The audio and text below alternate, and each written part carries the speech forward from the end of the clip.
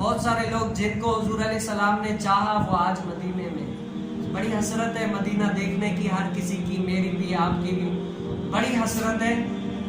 اگر ہم رسول کائنات صلی اللہ علیہ وسلم کے التجائیں کریں، دعائیں کریں نا، تو انشاءاللہ عزوجل ایک نہ ایک دن ہمیں بھی حضور علیہ السلام مدینے میں بلائیں گے. حضور علیہ السلام نے فرمایا جس نے من زار قبری، جس نے میرے روضہ رسول کی زیارت کی نا، وجبت لہو شفاعتی، جس نے میرے روضہ رسول کی زیارت کی اس کے لیے مجھ محمد کی شفاعت واجب ہو گئی. سبحان اللہ. کس کی شفاعت والد کریں گے، کس کی شفاعت علماء کریں گے، کس کی شفاعت کون کرے گا؟ خوش نصیب وہ ہے جس کی شفاعت حضور کائنات صلی اللہ علیہ وسلم.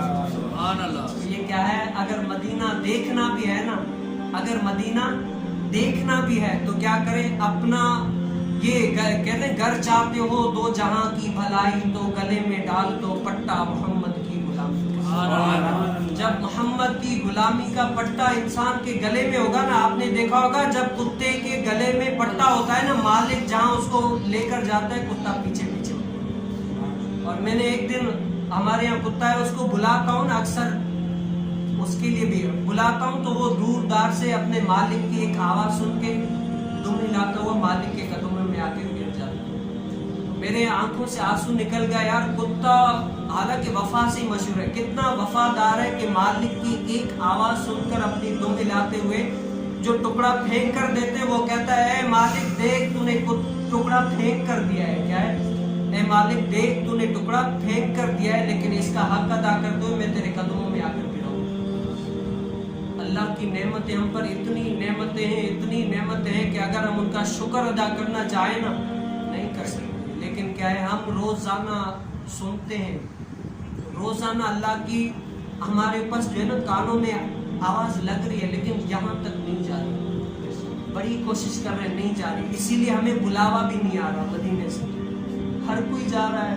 اس مرتبہ کتنے گئے، بڑی حسرت ہوئی. رات کو میں بڑا رویا، یا رسول اللہ ہماری طرف بھی نظر کرم ہو کہ ہم بھی آئیں مدینہ دیکھے. ہزاروں لوگ مدینے گئے، آج حضور علیہ السلام کے قدموں میں ہیں، رات دن عبادت کر رہے ہیں، چوم رہے ہیں، روضہ رسول پہ جا رہے ہیں، جالیوں میں گھوم رہے ہیں. یا رسول اللہ ہم پر بھی نظر کرم ہو.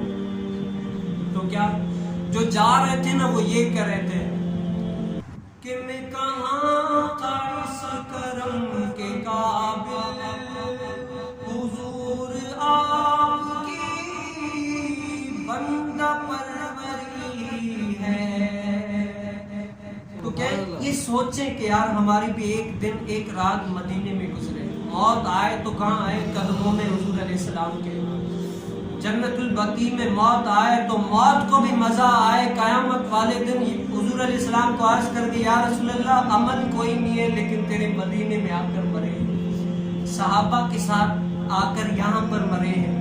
وہ لطف ہو، وہ کیف کیسا ہوگا آپ تصور میں لائیں. رات کا دن ہو، مدینے کی گلیاں ہو اور آدمی گھومتا رہے. راتیں بھی مدینے کی، باتیں بھی مدینے کی، راتیں بھی مدینے کی، باتیں بھی مدینے کی. جینے میں یہ جینا ہے، کیا بات ہے جینے کی. عرصہ ہوا طیبہ کی گلیوں سے وہ گزرے تھے. اس وقت بھی گلیوں میں خوشبو ہے مدینے. کیا یہ خواہش ہونی چاہیے یا رسول اللہ ہم بھی کیا جب مزہ آئے نا یہ دعا کریں یا اللہ عز و جل ہمیں مدینے میں اپنے ماں باپ کے ساتھ، پیر و مرشد کے ساتھ مدینہ دکھا.